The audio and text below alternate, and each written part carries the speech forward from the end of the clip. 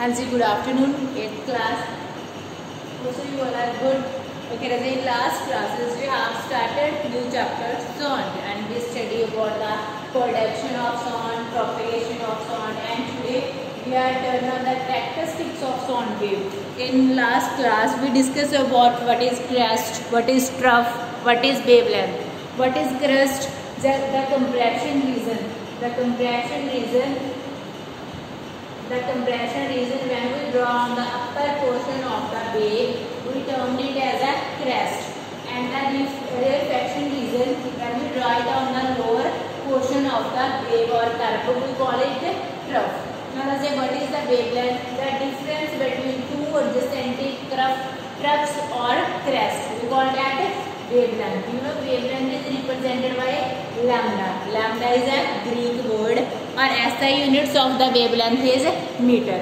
We studied all these things in our last class. Okay, today we are going to start the characteristics of the sound wave. So what are the characteristics of the sound wave? First characteristic में क्या study करेंगे? Frequency. What is frequency? Frequency में भी आपके लिए एक new सा name है. So let's what is frequency? Frequency of a wave. Frequency है क्या? कहते हैं when sound wave is propagated through a medium. Whenever sound wave propagated through a medium, the density of the medium oscillates between a maximum value and minimum value. Meaning जो उस medium की density होगी वो maximum value और minimum value के in between क्या है? Oscillate करेगी. कहते हैं the change in the density of the medium from a maximum value to minimum value again to maximum value is a one oscillation. You know one oscillation जैसे हमने क्या कहा था कि one position से जाकर फिर से क्या है, मान लो जो हमारी mean position है, mean से A से B और फिर से कहाँ आ रहा है. That is one oscillation से ये है कि maximum value से minimum value से फिर से मैक्सिमम वैल्यू पर जाएंगे. That is one oscillation. Same ही हो गया, हम मेन पोजीशन से ए पॉइंट पे जा रहे थे, ए पॉइंट से बी पॉइंट से फिर से हमारे जो मेन पोजीशन था ओ पॉइंट था वहां पे आ रहे थे. That is one oscillation. अब फ्रीक्वेंसी की बात करनी है. ऑसिलेशन आपने पहले ही टर्म की है, फिर से रिपीट हो गई. तो हमारे पास क्या फ्रीक्वेंसी क्या होती है? कहते हैं number of oscillations per unit time. मेरे पास एक पेंडुलम है, वो ऐसे के ऑसिलेशंस कंप्लीट कर रहा है. How many oscillations that pendulum completed in a unit time, we call that frequency of the sound wave. So the number of oscillations, कितनी oscillations per unit time, specific time में उसने कितनी oscillations किया है, that is frequency of a sound wave. वो sound wave की क्या होगी? frequency होगी. Okay, then frequency is represented by symbol, Greek symbol nu. बेटा हम इसे ऐसे लिखते हैं, थोड़ा टिल्ट करके ऐसे न्यू. ठीक है, न्यू क्या बोलते हैं इसे? न्यू. ऐसे थोड़ा बी, जैसे आप बी डालते हो ना, वैन वाले बी को थोड़ा टिल्ट कर दिया ऐसे nu. Okay, then it is represented by symbol nu. Nu is also a Greek symbol. हमने वेवलेंथ को किससे रिप्रेजेंट किया था? लैम्डा. फ्रीक्वेंसी से किसे कर दिया? न्यू. ओके, तो टू न्यू सिंबल्स आ गए आपके जो ध्यान में रखना चैप्टर में से. Next the SI unit of the frequency is hertz. HZ hertz.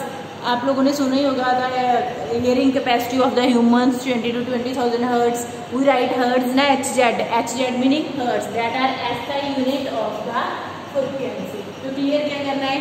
What is frequency? Frequency क्या है?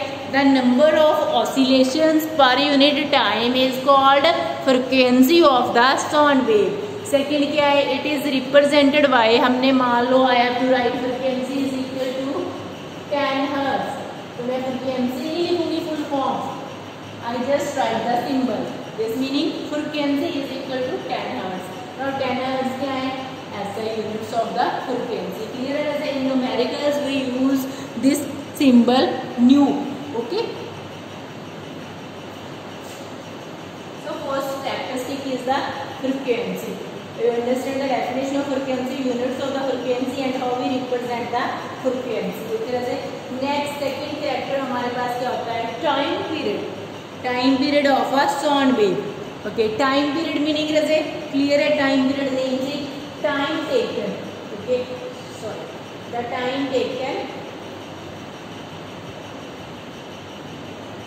हमसे the time taken for a change in density of a medium from maximum value to minimum value. ये थोड़ा tough वाली wording है, simple wording में आपको बताऊं, time taken for one oscillation और for completing one oscillation is called time period of a sound wave. What is time period? राजे the time taken by the sound wave to complete one oscillation, the time taken by sound to complete oscillation, one oscillation, we call that time period of the sound wave. What we call that time period of the sound wave.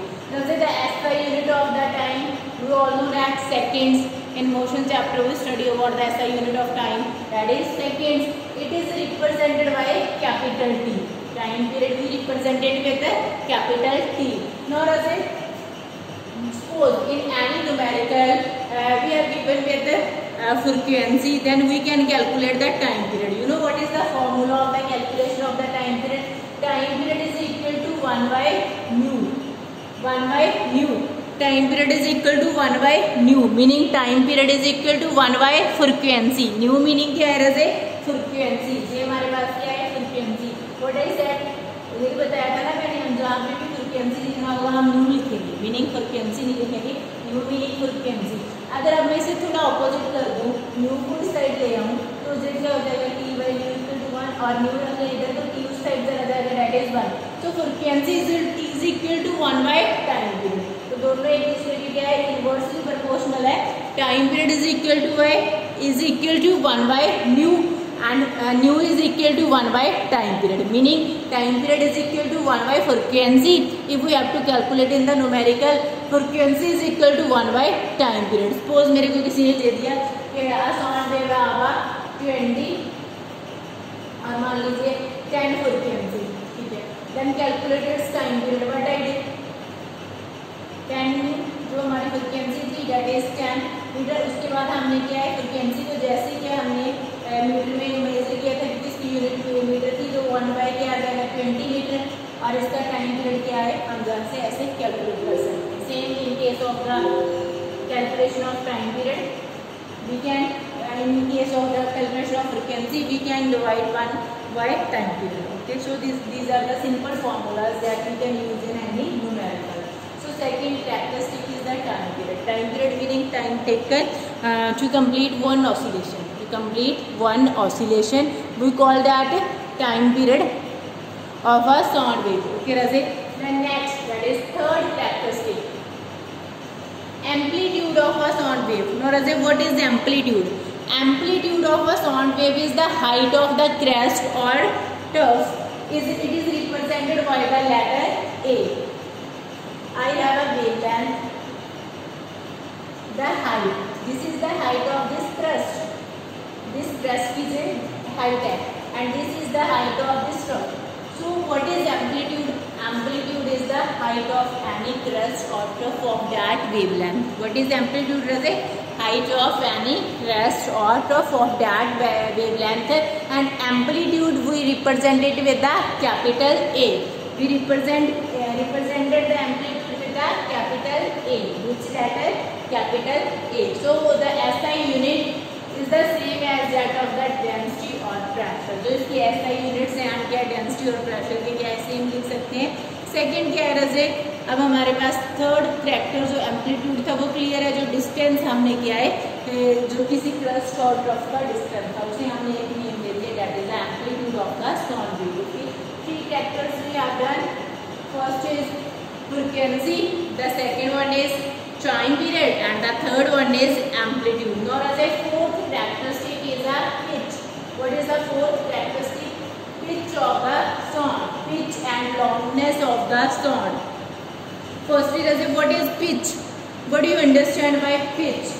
The pitch of the sound is the shrillness or flatness, depends upon the frequency of the vibration. Pitch always depend upon the frequency of the vibration. Pitch meaning क्या होता है? Shrill. जैसे हम कहते हैं mostly girls की आवाज़ तीखी होती है, that is shrillness. Meaning the pitch of the sound depends upon the frequency of the vibration.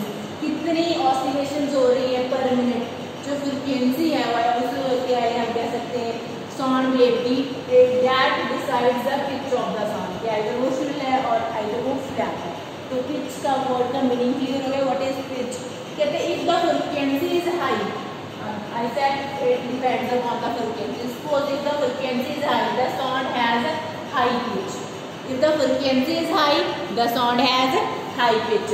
If the frequency is low, the sound has low pitch.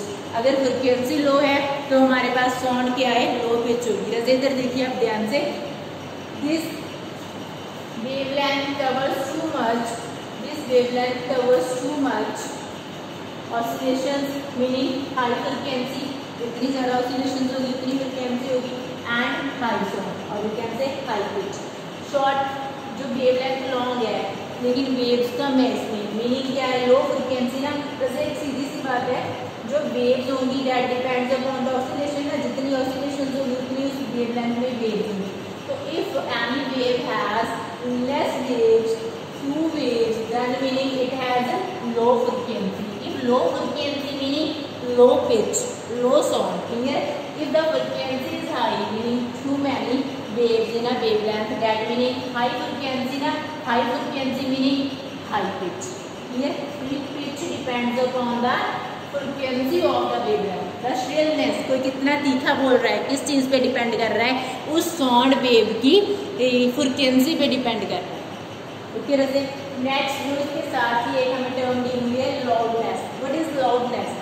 Loudness of the sound depends upon the amplitude of the vibration. जैसे loud meaning एक कोई person ऊंचा बोल रहा है, तीखापन एक अलग चीज़ है। कि कोई तीखा बोल रहा है उसकी वॉइस ही तीखी होती है, बट कोई पर्सन जो हम कहते हैं उसकी साउंड लाउड आ रही है मीनिंग वो ऊंचा बोल रहा है, that is a different thing. तो पिच क्या थी? तीखापन था, ओके, श्रिलनेस थी। लेकिन लाउडनेस क्या है? उस साउंड का हम कह सकते हैं ऊंचापन कितना है, कितना हाई बोल रहा है। मैं इस रूम में बोल रही हूँ, साथ वाले रूम में सुन रही हूँ, दैट मीनिंग लाउडनेस। अगर मैं तीखा बोल रही हूँ वो डिफरेंट थिंग है, दोनों को मिक्सअप मत कर देना।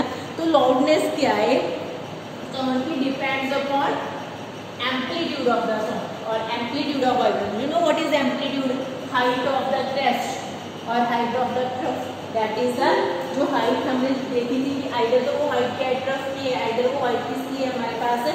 क्रेस्ट की, that meaning amplitude. So the loudness is depends upon the amplitude of the sound. Okay वैसे लाइक हमने पहले क्या किया था? Pitch depends upon the frequency ना, सेम लाउडनेस किस पे डिपेंड कर रहा है? एम्पलीट्यूड पे। If the amplitude is bigger meaning distance ज़्यादा है, जो उसकी हाइट ज़्यादा है, बिग है, द साउंड इज लाउड। जितना उसका क्या है? डिस्टेंस ज़्यादा होगा।